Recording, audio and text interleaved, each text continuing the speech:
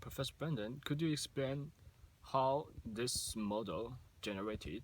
Is it based on religion study? And you said for the normal language processing, and people need to, for this model, people need to process their languages step by step. And how they find out from religion, or I mean, if there is one step missed, can we make the language processing more efficient?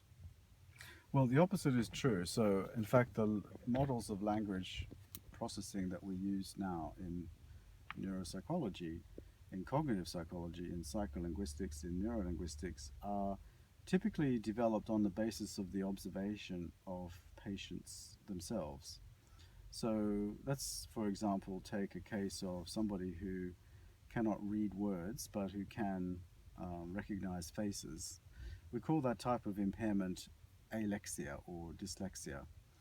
The problem there seems to be that there is a specific module in the brain that can become impaired and therefore damage reading or recognizing written words, but has no effect on recognizing other objects or faces.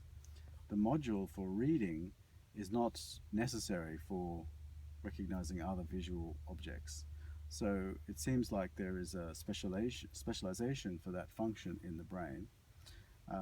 And the step by step process that you describe for reading could itself be damaged in different ways. So it may be that reading single letter is okay in the case of an English word, but reading the whole word is impaired. And we find this in cases of pure alexia. So a patient with pure alexia will be given a written word in English and will read each letter of the word one by one as a stepwise process, step by step. But if asked to read the whole word aloud as a whole word, printed whole word, they cannot do that. So even if you ask the patient to read each letter aloud, they can do that, but when they finish reading each letter, they still don't know what the whole word is. They only know the letters of the word. So pure alexia refers to a specific problem with integrating those letters into a whole word. And the problem seems to be at that integration process, the stage of converting the letters into a whole word. No problem with recognizing the visual features of the letters. It's the combination of the letters as a word that is the difficulty. So the point is that within each of the modules that can be selectively impaired in a case of neuropsychological damage or aphasia, we can see within those modules even more fine-grained deficit, impairment to just letters or just words or even perhaps some font. Another case I had very interesting many years ago was a case of a young man who, when he was asked to write a word in English, he was often found to use the uppercase letter instead of the lowercase letter. In English we have case, lower and upper. And I would say, please don't use the uppercase letter, please use the lowercase letter. But he would write the word and in some letters would be uppercase and some letters would be lowercase. The lowercase letter he always had trouble with was B, P, D, and Q. He always put the uppercase letter for B, P, D, and Q. Now, one interesting point about this case is that within the letter production system, we have separate process for upper, separate process for lower. He mixed the two, upper and lower, but even in the lowercase system, it was only B, P, D, Q that were affected, so not the other lowercase letters. Why? Well, it may be that the lowercase B, P, D, Q look very similar to each other. They sound a little similar also.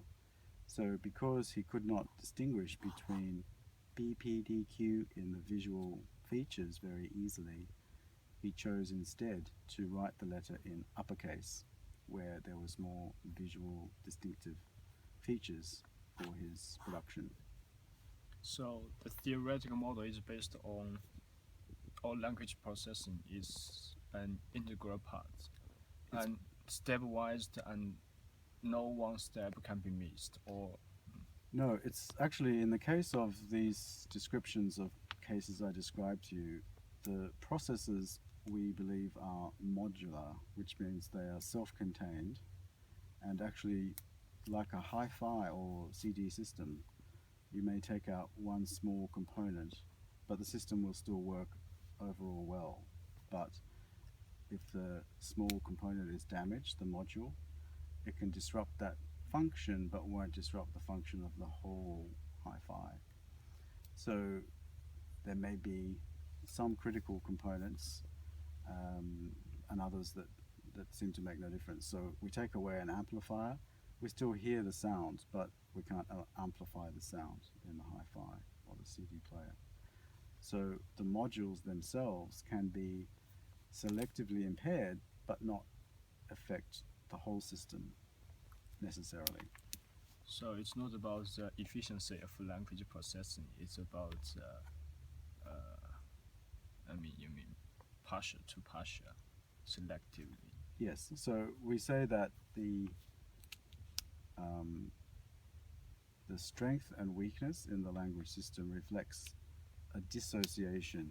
So we can have face recognition intact, but word recognition impaired. But overall, the patient can still function. Just only when reads words is there a problem, or only when recognize friends and family is there a problem. Otherwise, function is okay. Okay, thank you. Okay.